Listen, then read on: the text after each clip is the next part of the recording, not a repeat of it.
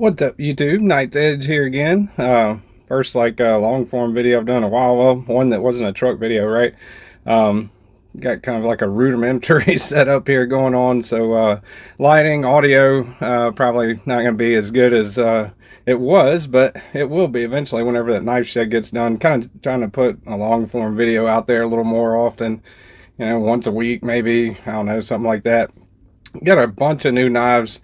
Traded some of my old knives. The knife collection has changed a pretty good bit. This is one of the newer knives that I got. This is, in fact, not a newer knife. This one came out, oh shoot, I'm wanting to say, I don't know. Correct me in the comments, but I'd say 2016 maybe, something like that. Maybe earlier than that, I don't know. It is a older Spyderco. Definitely over, I'd say like 5 years old. This is the Spyderco Gayle Bradley 2. This one was designed by Gayle Bradley. Where is his maker's mark? There it is, right there on the blade. Like I said, the lighting's not exceptional in here, but it says Gayle Bradley, and right there, Weatherford. I guess that's in Texas. Gayle Bradley being from Texas. And a little bit of backstory behind Gayle Bradley. He worked with Sal Glusser a little bit on the professional cutting circuit. So this is a knife that's designed for Spyderco by Gayle Bradley, who is a professional knife designer who designs knives for competition cutting. And whenever he retired, apparently him and Sal had a little conversation, probably many conversations, and Sal asked him to come design a knife for Spyderco, and this is it. This is a Gayle Bradley. This is a second rendition of it, the Gayle Bradley 2. I think maybe the choil, might be a couple of other little differences between this one and the Gayle Bradley 1, but this one is, it's got some aftermarket stuff on it. Right there you can see the titanium kind of blurple, I guess, hardware, micarta handle scales, which I really like. I think these are pretty cool. I actually saw this on, I think it was Everyday Blade, the Facebook group.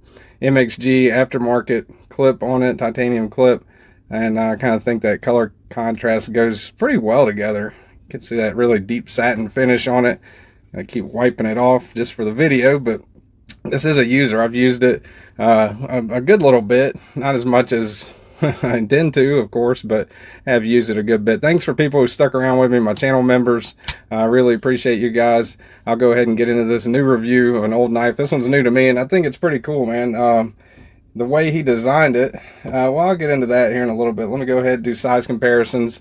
I actually did bring some knives in here to do some size comparisons with. Got the Spyderco Paramilitary 2, and you got your Spyderco Para 3 right there. So definitely bigger than the Para 3 and a little bit longer overall than the Paramilitary 2. Definitely got a decent amount more cutting edge, maybe half an inch or so more cutting edge than the Paramilitary 2. So pretty good size knife, every bit of what I would say is a full size knife. And just two more that I brought here for size comparisons. There's your Demco Knives 8020S and your Benchmade, whoa, Benchmade Griptilian 550 HG with the Spidey hole in it there.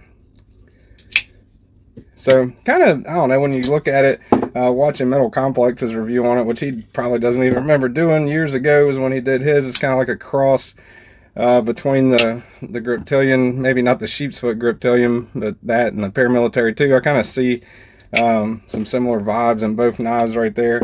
And let's see what else I got for size compare. I got one more. This is the one I've been carrying lately. Did the truck review on it.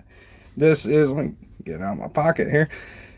That is the Hinder Eclipse. Was pretty happy to get that one. I've been trying to get a fuller non-flipper Hinder for a while, so I'm pretty proud of that one. Yeah, so actually right about the same size as the Eclipse when you look at it, right? Yeah. So anyway, let me do some measurements on it here. Overall tip of the blade into the handle, you're looking at right at 8 and I'd say 3/8 overall blade length, looking at 3 and just shy of 3 3/4, and your cutting edge right at 3.5 inches. So every bit of what I would say is a full-size knife. 120 thousandths on the blade stock thickness. I did not bring my calibers, rookie mistake, right? But right at 120 thousandths That's what Blade HQ actually said, 120 thousandths anyway. Let's see, we got to do a weight on this bad boy. Get the scale out here. 4.1 ounces. So these micarta scales aren't too different as far as weight goes, I don't think, than the original carbon fiber scales. So right around 4.2 ounces. So not really especially heavy, not light, but definitely not heavy by any means, I don't think. Hardware check. I think it's a, let's see, is it T8? Can't remember, a T8 or a T10 on the this is a T10. The T10, let's see here.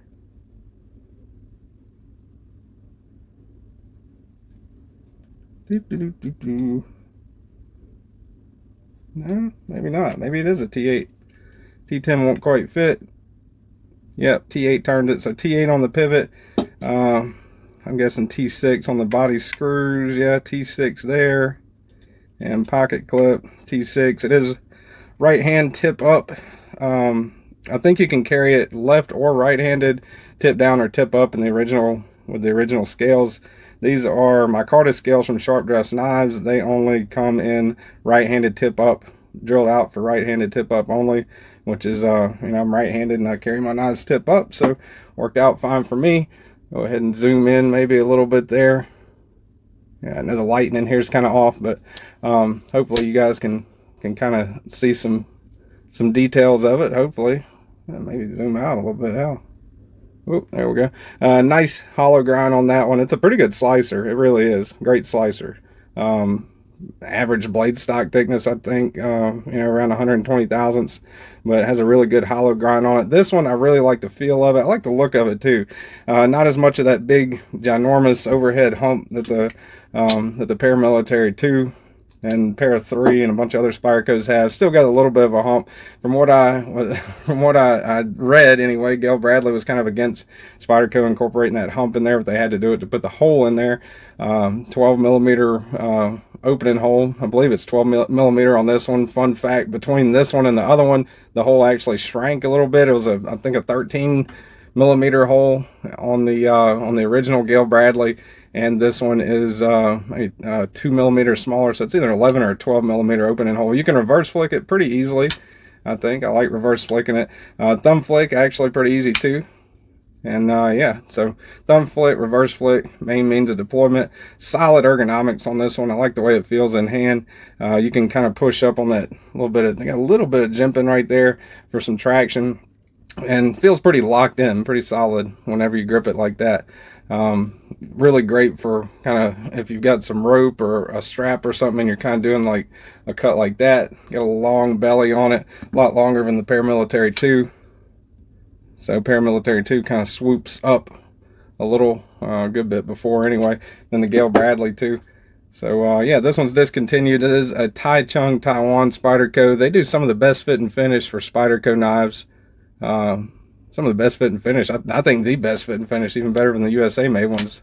Kind of hate to say that, but yeah, to me the Taiwan Spydercos are where it's at as far as fit and finish goes. I have not tried the original scales on it. They are kind of like that peel applied texture. I could see how the original ones would be a lot more grippy than this they're kind of like green micarta, but it's almost like a brown kind of micarta scales from Sharp Dress Knives. But I can definitely see how the original ones could be a little more conducive to less slippage. These are fairly smooth, still feel pretty good, pretty, you know, locked in when you grip it, especially like that, not going anywhere. And that M4 steel, very corrosive. If I didn't put any kind of oil or anything on it, it would probably corrode fairly quick here in Southeast Louisiana is where I'm at. But yeah, keep it oiled up whenever you carry it and use it, and should be good to go, even if you know, kind of live in a tropical environment like I do. Very humid environment anyway. But yeah, M4 very edge retentive, and that's what you're gaining with that kind of lack of corrosion resistance on this one. But I think that's pretty much it. Oh, one more thing, the access, I was going to mention this earlier, but I forgot. Kind of been a minute, right, before I did an actual tabletop, so you guys got to bear with me, huh? And if you have at this part of the video, let me know in the comments, man. 11 minutes in, I'm pretty impressed. Drilled out, milled out on the inside on those liners. Pretty decent thick liners, stainless steel liners, I believe. Yep, stainless steel liners, and they are milled out for weight reduction. You can kind of see that in there. I'll hold it right, you can see it in there anyway. Yeah, the holes milled out for weight reduction. So not really a, 4.1 ounces, a little over the ounce and inch ratio, but still not not too far over it. Not an especially heavy knife. It's a good hard use knife. I really love it. Since I got it, I think I've got maybe 30 Spydercos now altogether in my collection, and I would definitely I'd have to put this one in the top 5 of them. It's hard to pick a favorite, but to me, my Spydercos, this one's a really, really good one, and I really love the contrast with that micarta and the kind of, I guess you'd call it blurple or purple anno hardware with the MXG hardware. That's pretty cool. So yeah, and the right there, I was going to say, originally he did that on purpose with the liner lock. So the liner, if you look at it, the access to it, it's barely sticking up, right? Just the jimping is, and you got to tilt it for it to stick up. So when you look at it just full on straight like that, it's flush. So when you run your thumb across it flat like that, you got to kind of push in a little bit to get that liner. So terrible access to the liner lock, but he did that on purpose. He was saying if you are cutting something, since this is not designed for like tactical combat or anything like that, he specifically said it's not designed for that. It's designed to be a cutter, a professional cutter. And if you get stuck in something, you can twist it whenever you're trying to kind of break it free, to twist it, and that way you won't have the tendency to push that liner lock closed. So I thought that was kind of a neat fact. He actually did that on purpose. That was one of my main gripes with it before I saw his video of it, or a video of Spyderco actually interviewing Gayle Bradley, as he said he did do that on purpose. It's not meant to be like a super fidgety knife, even though you can kind of sit there, you can reverse flick it, thumb flick it. It runs on washers, and the washers are fairly smooth. They're not, you can see right there, they're not as drop shut as the Paramilitary 2. They're not going to drop on the weight of the blade like the Paramilitary 2, or definitely not like a knife that runs on bearings. But whenever I pinch that compression lock, I can at least usually shake that Paramilitary 2 shut. And if you hold the compression lock with the Paramilitary 2, it goes all the way shut, just like with the Shaman or the Para 3. But this one, not really designed to be a fidgeter. It is designed to be a performance performance cut knife, as I missed the thumb flick on it there, right? But pretty cool one, man. I really dig this one. Spyderco Gayle Bradley 2. This is definitely going to be one I hold on to. Pretty cool knife there, in my opinion. So I've got a bunch of new knives compared to the last time I did a tabletop video, and I think I'm going to try to start maybe doing these kind of like once a week. Might try to do some fancy B-roll footage or something like that. I don't know. Might not. Might just cut into me talking, right? If you guys are listening this long, geez, 15 minutes in almost. That's crazy. I appreciate it, and appreciate all my viewers, channel members, everybody that supported me along the way.